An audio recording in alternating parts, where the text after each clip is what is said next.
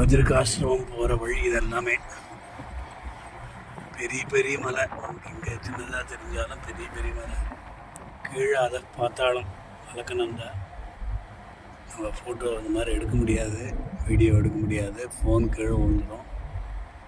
அதனால் எல்லாருமே பார்த்து தரிசித்து இந்த மாதிரி நாங்கள் எல்லாருமே பத்ரிகாசிரமம் யாத்திரை பண்ணணும் அப்படின்னு சொல்லி ஒரு சங்கல்பம் பண்ணிட்டேன். அந்த பத்ரிகாசிரம வாசியாக இருக்கக்கூடிய எம்பெருமான் அவரையே அழைச்சிட்டு வருவான் நம்மளை. அந்த விஸ்வாசம் நமக்கு வேணும். எம்பெருமான் தான் எல்லாமே செய்விக்கிறான். சுயமேவ காரயத்தி என்கின்ற பாவனை நமக்கு வரணும்.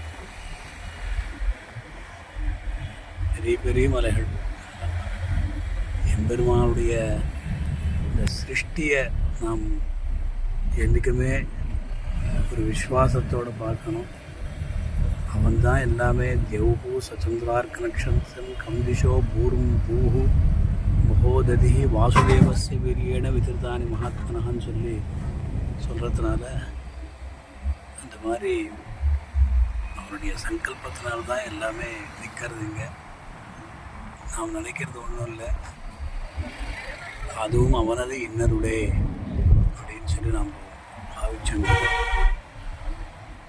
மலை மேலே வீடெல்லாம் கூட தம்படுதுங்க. இப்படி தான் வெள்ளம் கட்டுறாலோ தெரியாது. மலை மேலாம் வீடு தெரியுது. கத்துற